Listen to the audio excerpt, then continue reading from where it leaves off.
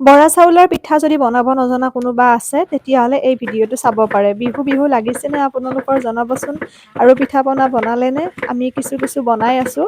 প্ৰথমতে গুড়া খুন্দিব লাগিব নহয় জানো পিঠা পুৰিবলৈকে। গতিকে দেউতা আৰু মই এয়া গুড়া খুন্দাত লাগি গ'লোঁ। মাৰ অকণমান যিহেতুকে অসুখ হৈ থাকে, গতিকে তেওঁক ঢেঁকি দিব নিদিওঁ। সেইকাৰণে আমি দুয়োটাই ধুনীয়াকৈ গুড়াটো খুন্দিলোঁ। তাৰপিছত তিল অকণমান ভাজি লৈছোঁ, কাৰণ তিলৰ পুৰ দিব লাগিব, নাৰিকলৰ পুৰ দিব লাগিব। এই দুয়োবিধ বস্তু যোগাৰ কৰি ল'ব লাগিব নহয়নে পিঠা বনোৱাৰ আগত। গতিকে এই তিলটো ভাজি লৈছোঁ আৰু এনেকৈ যেতিয়া ফুটে তিলটো তেতিয়া আমাৰ ৰেডি হৈ যায়। ঠাণ্ডা হোৱাৰ পিছত মই মিক্সিতে খুন্দি লৈছোঁ, কাৰণ ঢেঁকীত গুড়া খুন্দিলে বহুতে ইয়াৰ পিছতো গুড়া খুন্দিব। ক'লা হৈ থাকে ন তিলটো যদি খুন্দি দিওঁ। সেইকাৰণে মই মিক্সিতে খুন্দি লৈছোঁ। এয়া তিলখিনি ধুনীয়াকৈ ৰেডি কৰিলোঁ। এতিয়া নাৰিকল, এয়া মই নাৰিকলখিনি আগতে ধুনীয়াকৈ মিক্সিত মাৰি থৈ দিছিলোঁ যে, ফ্ৰিজত ৰাখি দিছিলোঁ। সেয়ে অকণমান এনেকুৱা হৈ আছে। এতিয়া এইখিনি ইয়াৰ লগত গুড় দিম মই। পগাই লোৱা গুড়ে লৈছোঁ, আপোনালোকে গোটা গুড়ো ল'ব পাৰে। খুব সুন্দৰকৈ এতিয়া মই এইখিনি হোৱা পৰ্যন্ত এনেকৈ ভাজিম। বহুতে জৰজৰীয়াকৈও ৰাখে তিল আৰু গুড়টো, কিন্তু আমি এনেকৈয়ে বনাওঁ। আৰু এতিয়া গুড়া খুন্দি আনিলোঁ, তিল ৰেডি কৰিলোঁ, নাৰিকলৰ পুৰ ৰেডি কৰিলোঁ। এতিয়া পিঠা পোৰাত লাগি গ'লোঁ। প্ৰত্যেকৰে ধৰণটো বেলেগ বেলেগ। মই চুঙা আকৃতিৰ হ'লে বহুত বেছি ঠিক নাপাওঁ, সেইকাৰণে মই এই পদ্ধতিৰে পিঠাকেইটা বনাওঁ, দেখিছেনে। আৰু যেতিয়া চাউলটো ভাল হয়, আঠা থাকে, তেতিয়া এনেও পিঠা খুব সুন্দৰে হয়। চাউলখিনিও ধুনীয়া আছিল, যদিও ঘৰৰ নাছিল, বজাৰৰ পৰা অনা আছিল। আন বছৰ আমি ঘৰতে বৰা চাউলৰ খেতি কৰোঁ, কিন্তু এইবাৰ বৰা ধানৰ খেতি কৰা নহ'ল। এটা ধানে আমি কৰিলোঁ, ভাত খোৱা ধান। সেইকাৰণে অকণমান বজাৰৰ পৰা অনা গৈছে, একো নাই। আৰু বৰা চাউলটো এনি টাইম খাই থাকিবও নোৱাৰি নহয়। এয়া পিঠাটো দেখিছেনে কেনেকুৱা হৈছে। খুব আলফুলে বনাব লাগে আচলতে। মই এনেকৈ হেতাৰে দি দিওঁ গুড়াটো, আৰু ধুনীয়া মিহিও হয়, আৰু পিঠাকেইখন দেখিবলৈ ভালো হয়। অতিৰিক্ত বহুত চুঙা আকৃতিৰ হৈ গ'লেও দীঘল দীঘল ইমান মই সঠিক নাপাওঁ। আপোনালোকেও এনেদৰে বনাব।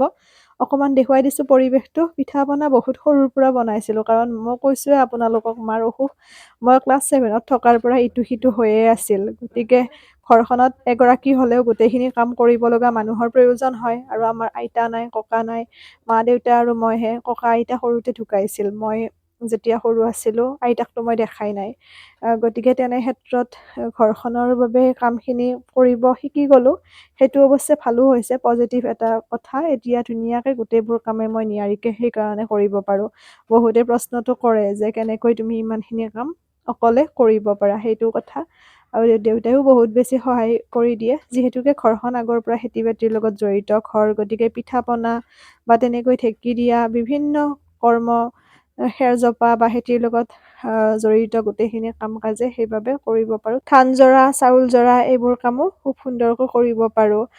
কিন্তু ভিডিঅ' বনোৱা নাছিলোঁ যে আগতে, সেইকাৰণে সেইবোৰ কাম ধৰি লওক তেনেকৈ এতিয়াও কৰোঁ, কিন্তু প্ৰত্যেক মুহূৰ্ততে ভিডিঅ' বনাই থকা নহয়। কাৰণ কেমেৰাটো লৈ তেনেকৈ দিগদাৰ হয়, অকণমান অসুবিধাৰ সন্মুখীন হয়। জল্দি জল্দি কামটোহে হ'ব লাগে। কিন্তু পিঠা পনাৰ ভিডিঅ' যিহেতু ৰেচিপি দি আছোঁ মই, সেইকাৰণে এইটো দিলোঁ। এইটো পিঠা বাৰু বহুতে বনাব জানে, তথাপিও মোৰ ধৰণটো মই আপোনালোকক দেখুৱালোঁ। আশা কৰোঁ ভাল পাইছে।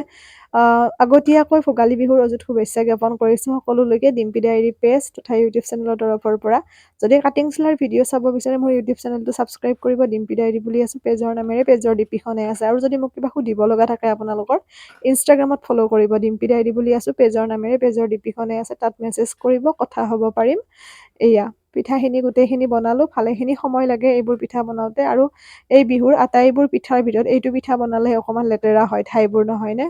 মানে গুৰিবোৰ পৰে বা তেনেকৈ তিলৰ পুৰ দিয়া বা নাৰিকল। আৰু যেতিয়া আমি গুৰিটো মানে যদি গোটাকৈ ৰাখোঁ, জৰজৰীয়াকৈ ৰাখোঁ বা তিলটো জৰজৰীয়াকৈ ৰাখোঁ, তেতিয়া ইমান এটা লেতেৰা নহয়। কিন্তু পিঠাটো খাবলৈ মিঠাটো অকণমান কম হোৱাৰ নিচিনা হয়, ৰসাল নহয়। সেইকাৰণে এনেকৈ আমি গুৰটো তিলৰ লগত মিহলি কৰি লওঁ। মানে সেইটো দেখুওৱা হ'লনে নাই বা আপোনালোকক কৈ দিছোঁ। তিলটো ধুনীয়াকৈ গুড়ি কৰি লওঁ। গুড়ি কৰি পেলাই পকোৱা গুড় দি দিওঁ সেই গুড়িখিনিত, দি পেলাই ধুনীয়া অকণমান ৰসালকৈ ৰাখোঁ, একেবাৰে জৰজৰীয়া নকৰোঁ। আৰু নাৰিকলটো দেখিছেনে, এনেকৈ আমি ধুনীয়াকৈ লাড্ডু বনাবলৈ যেনেকৈ ভাজোঁ, একদম লাড্ডুৰ সময়লৈকে ইমান ডাঠকৈ থাকিব নালাগে, অকণমান আঠাজাতীয় হ'লে ৰাখি দিওঁ।